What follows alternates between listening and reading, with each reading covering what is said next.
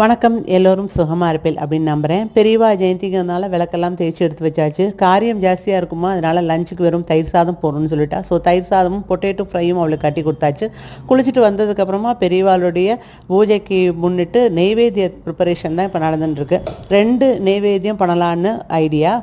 ஒன்று மிளகு அவல், ஸோ அதுக்கான அவலை வெந்நீரில் ஊற போட்டேன். அடுத்தது கற்கண்டு பார்த்து அதுக்கு அரிசியாக பால்லையே வேக வச்சிடலாம். கற்கண்டை நல்லா பொடிச்சு எடுத்துக்கலாம்.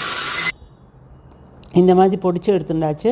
அடுத்து மிளகு அவல் பண்ணுறது ரொம்ப ஈஸி. நெய்யில் தான் ஜீரகம் மிளகு தட்டி போட்டுட்டு கொஞ்சம் கருவேப்பிலை உப்பு சேர்த்து ஊற வச்ச அவலையும் போட்டு ஒரு பெரட்டினா மிளகு அவல் செம்முன்னு ரெடி ஆகிடுது.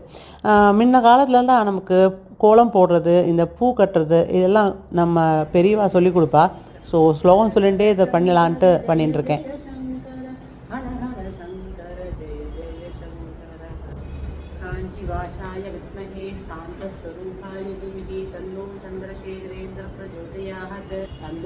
இந்த மாதிரியான ஒரு எக்ஸ்ட்ரா கரிக்குலர் ஆக்டிவிட்டீஸ்லாம் நம்ம குழந்தைகளுக்கு கற்றுக் கொடுத்தோன்னா மைண்ட் ரெஃப்ரெஷிங்காகவும் இருக்கும். ஒரு நாள் கிழமைன்னா நம்ம குழந்தைகள் நமக்கு ஹெல்ப் பண்ணுவாள். இப்போ நீங்கள் பார்த்துட்டு இருக்கிறது கற்கண்டு பாத்துக்கான ப்ரிப்பரேஷன் தான். இதுவும் நம்மளுடைய சேனலில் ப்ளேலிஸ்ட்டில் போய் பார்த்தேன்னா இருக்குது. ஸோ எல்லா பூஜையாருக்கான சாமான்கள் எல்லாமே எடுத்து வச்சு பூஜைக்கும் ஜம்முன்னு உட்காந்துட்டேன். பெரியவாளை இப்படி அலங்காரம் பண்ணி கண்களில் பார்க்குறது ரொம்ப பிடிக்கும். பூஜையை நான் ஆரம்பிச்சிட்டேன்.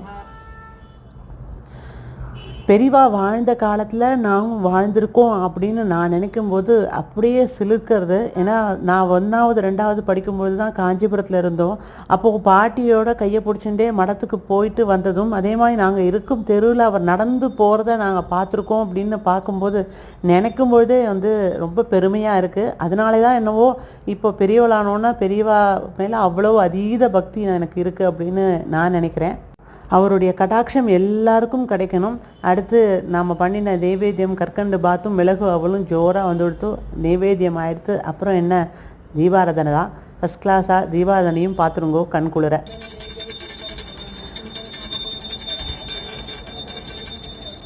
கடவுள் நம்பிக்கை அப்படிங்கிறத தவிர நாம் ஆத்மார்த்தமாக சரணாகதி அடைஞ்சோம் அப்படின்னா நமக்கு உள்ள எல்லா கவலையும் பறந்துடும்.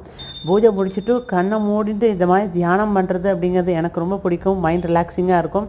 இன்னொரு அழகான விலாகில் உங்களை சந்திக்கிறேன். பாய் பாய்.